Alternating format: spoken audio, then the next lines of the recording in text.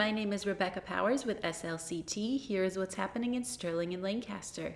The Lancaster Community Center will be holding a summer craft series with events such as a bubble throwdown and mosaic flower pots. These classes require pre-registration by contacting Melissa at 978-733-4076 or mpelletier@lancasterma.net. The new Sterling Senior Center is open and classes have already begun. Everyone in the town is invited to come down and see the new Senior Center. For more information, call the center at 978-422-3032. The Nashua River Watershed Association will be presenting H2O the series, Protecting Lancaster's Waterways. This presentation will be held on July 19th at 6 p.m. in the Thayer Memorial Library.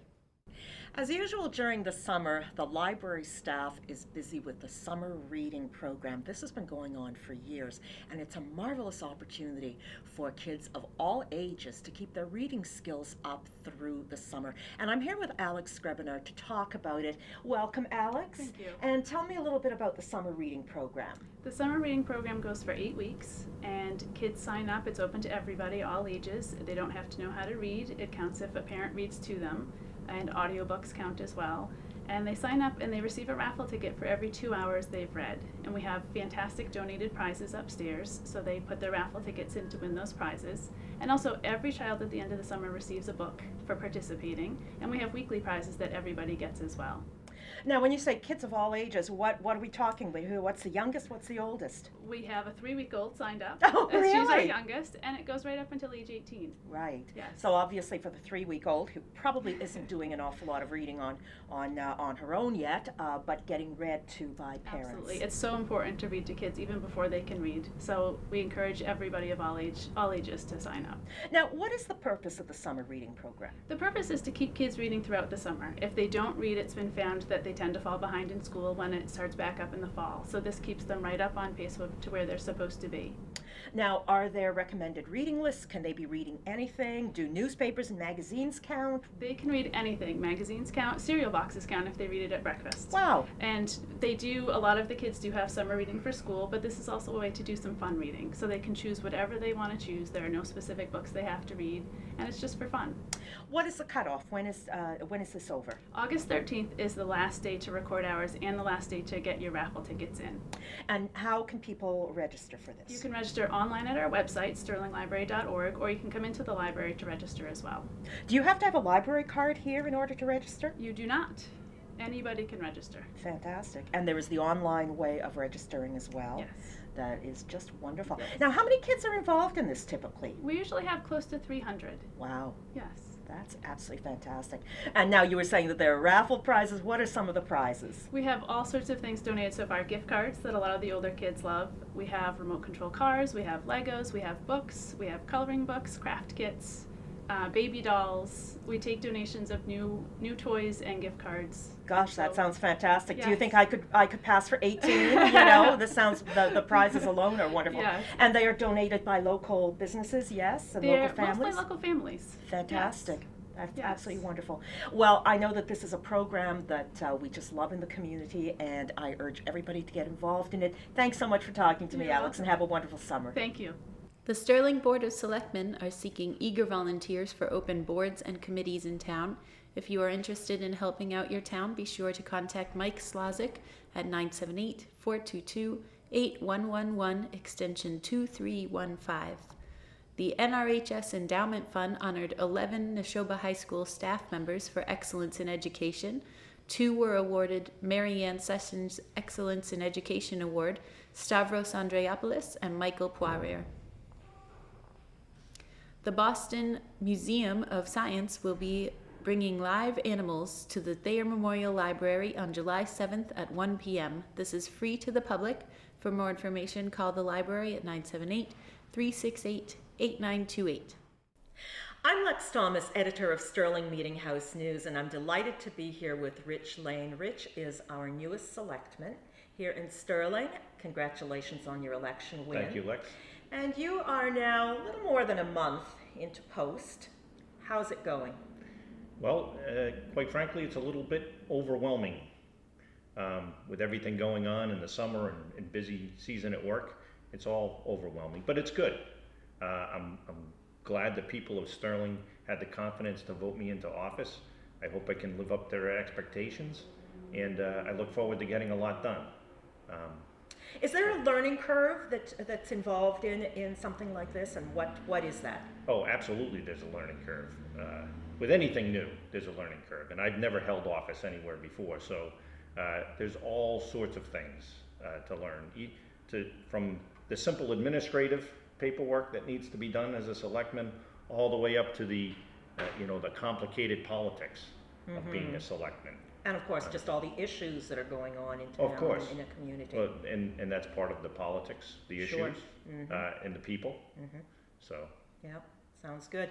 Now, have there been any real surprises so far? Anything that you really just didn't expect? no, I can honestly say that I haven't been shocked at anything. I haven't been surprised. It's kind of hard to shock me anyways, but I haven't been really surprised at any of the topics. I did try to stay on top of things in town.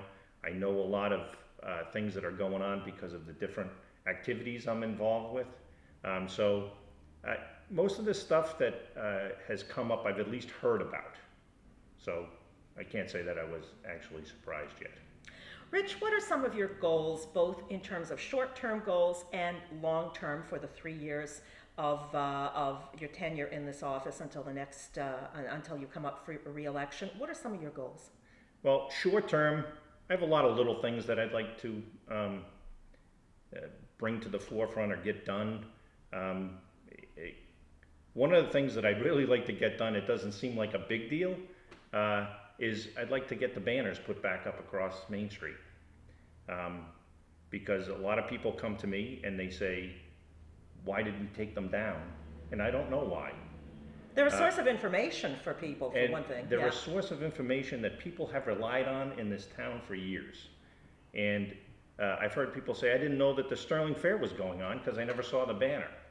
I'm involved with Yahoo. Yahoo always put the banner across town. We just had Kristen from the Recreation Department in to the meeting, our last meeting, asking to put a banner up.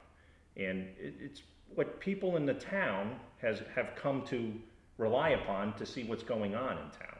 And I think it's a shame that it got taken down, and I'd like to put it back up. Matter of fact, I'd like to put 2 up.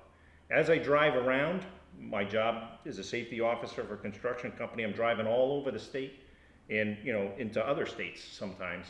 And I drive through small towns like Sterling all the time, and they all have banners across Main Street. It's part of the character of a small town, So that's a short-term thing. Sure. It's not a huge, overwhelming thing. Long-term, I'd like to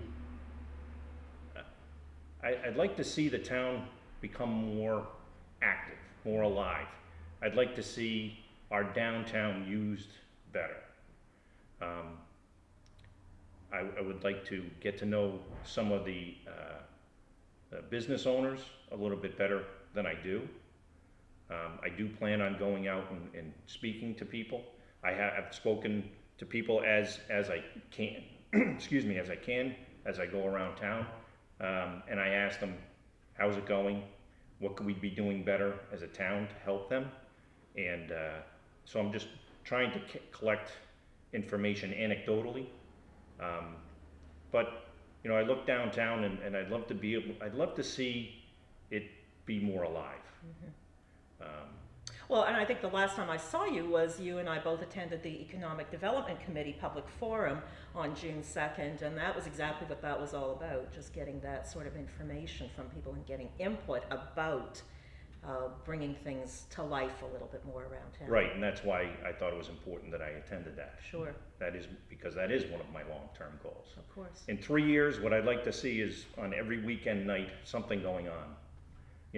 And not just from the town, from the merchants downtown too. We're a community.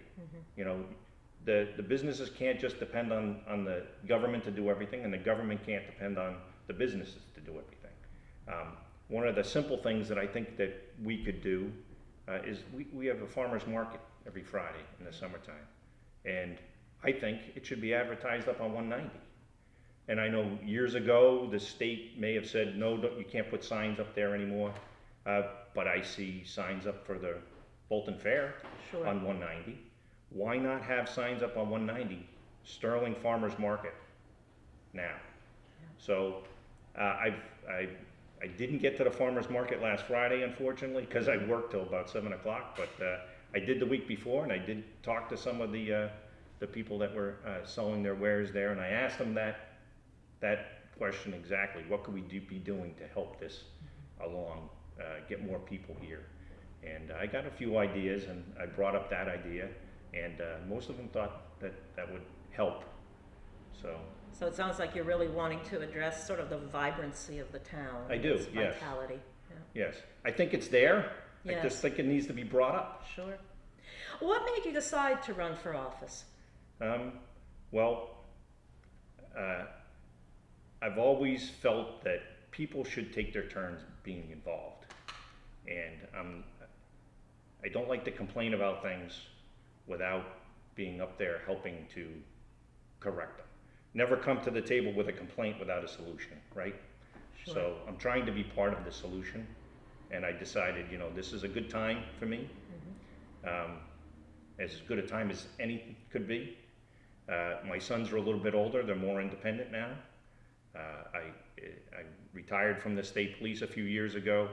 I just switched jobs, so I figured, now's a good time for me. It came up, and I figured I'd put my name in the ring, and hoping that people would listen or read about me and think that I could bring something to the table, and they did, apparently. Well, congratulations, Rich, and it sounds like you've got a lot of wonderful plans and some really good thinking behind what you're trying to do, and we wish you all the best of luck. Thank you very much. The Neshoba Board of Health will be holding a wellness clinic on July 5th from 8 to 10 a.m. at the Lancaster Community Center. For more information, call 978-772-3335.